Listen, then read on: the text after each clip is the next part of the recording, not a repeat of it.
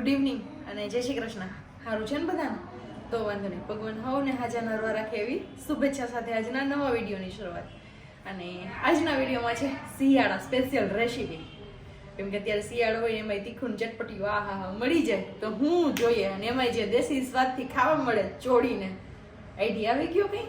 તો વાંધો નહીં, આવી ગયો હોય તો કમેન્ટ કરી દો. બાકી ચલો ફટાફટ આપણે આપણા કિચનમાં જઈને જોઈ લઈએ કે શું શું એ માટે તૈયારી કરવાની છે. બનાવવાનું છે શાક ચાપડી, એટલે કે ચાપડી તાવો, રાજકોટનો ફેમસ.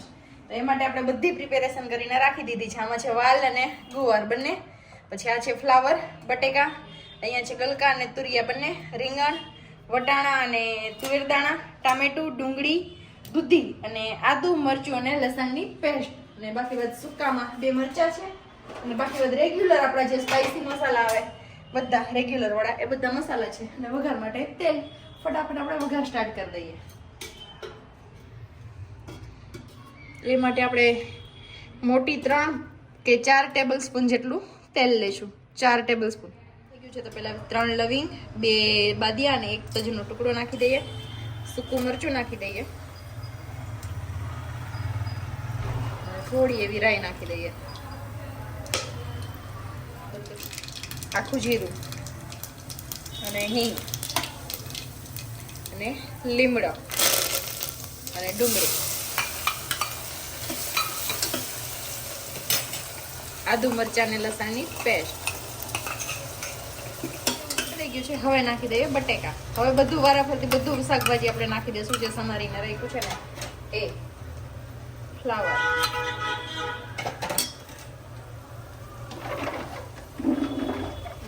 ગુવાર અને વાલ, રીંગણ, ગલકા અને તુરિયા,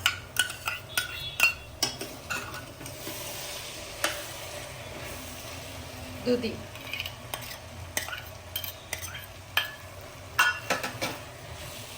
લાસ્ટમાં વટાણા અને તુવેર.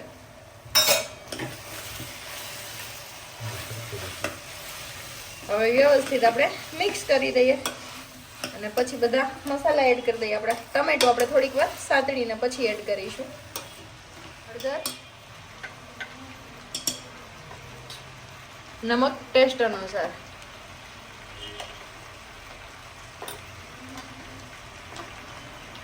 ધાણા જીરું,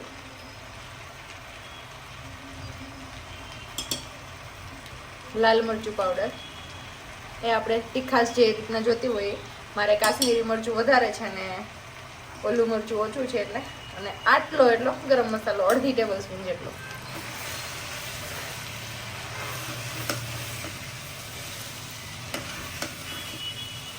હવે ટમેટું પણ આપણે એડ કરી દઈએ.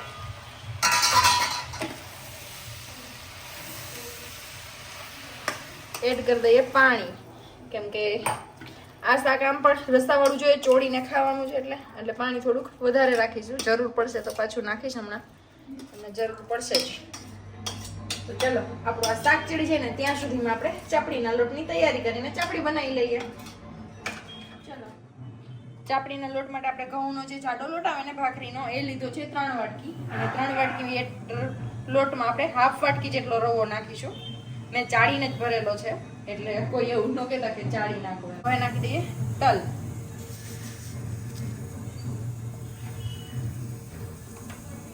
નમક સ્વાદ અનુસાર. નાખી દઈએ મોણ. મોણ થોડુંક વ્યવસ્થિત રાખવાનું, કેમ કે ભૂકો કરવો છે તો આરામથી ભૂકો થઈ શકે એટલે આપણે મુઠ્ઠી પડતું મોણ કહીએ ને એવી રીતનું મોણ રાખવાનું છે.